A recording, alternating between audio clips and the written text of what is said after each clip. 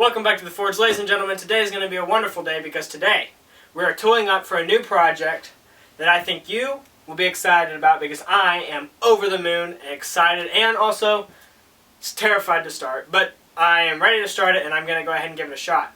But first, before we even start on that, I need to tool up so that I can do it. Psst, I'm making my very first sword. I need to create a fuller jig. Basically what it is I'll display it on the screen. It's a piece of round stock, and on top there's another piece of round stock, and it's just kind of got a spring, and on the very bottom there's a hardy hole cut in. What you do is you put your piece of steel in it, and you hit the top piece, and the spring kind of clamps it together, and this creates a fuller down the blade of a sword, or down the blade of whatever it is, or it doesn't have to be a blade. It's just a fuller jig. There are many different ways of creating fullers in swords or in different things, different projects. But the thing is, I don't really have grinders capable, strong enough. I don't want to spend the money for the attachments. I don't feel like buying new sand or belts. I don't feel like buying new belts, so I'm just going to create a fuller jig. So that's what this video is going to be about. If there's any other tools that I need to create while I'm here, you guys are going to see that, so please stay tuned. And thank you so much for watching. Very little amounts of this project will actually be done at the anvil. Most of it will just be, it's mostly just a welding project. Now, quick disclaimer, I am not a welder. And this is not meant to be an instructional video of how to create a fuller jig. So if you do follow along, just know that I do not assume any responsibilities for any injury that you might might create, might have. It's midnight. I shouldn't be up this late. Any injuries that might happen to you if you do follow along with me. With that being said, we're going to go ahead and get started in creating this jig. I am just picking out the diameter of the steel I want to use for the actual jig itself. I just got to figure out what I want. Obviously, if we used rebar, you would get all these little divots in your material, and you don't want that. So, rebar, for that reason, is basically out of a choice. It's useless. Can't use it.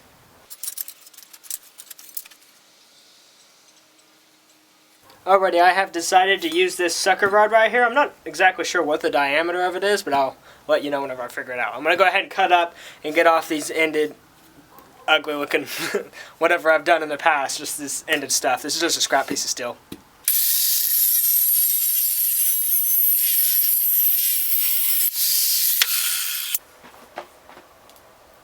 That is like a perfect black background. Okay, turns out that it is 3/4 of an inch in diameter. I'm going to cut off two pieces, and I'm just going to kind of do a little bitty time lapse. It's not all that complicated of a jig. I'm going to have to throw a piece in the forge and actually create the part that goes in the hardy hole, but other than that, the rest is welding.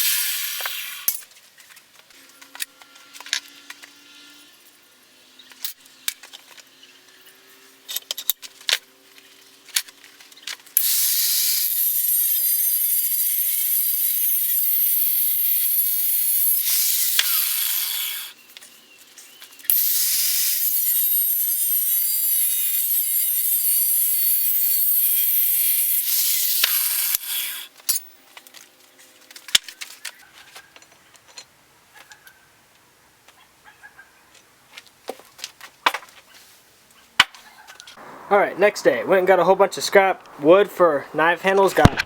You can't really tell because it's bright outside, but got some walnut and some oak. So that's good. Make some nice knife handles out of that. I also have to go get some other materials for the shop.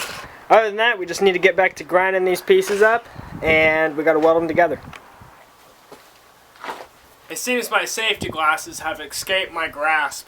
I swear, I lose them like 30 times a day. I don't know how. It's so annoying. Found them. Let's get to work.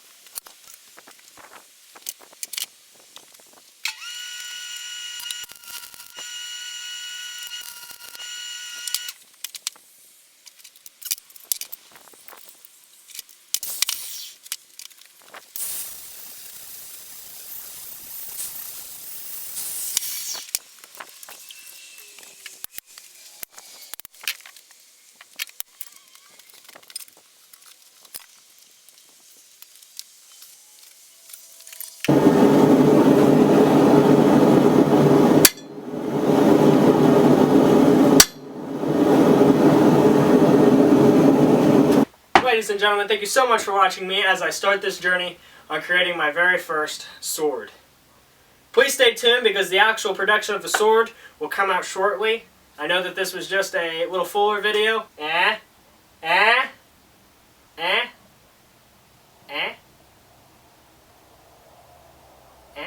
Anyway, thank you so much for watching and be sure to stay tuned.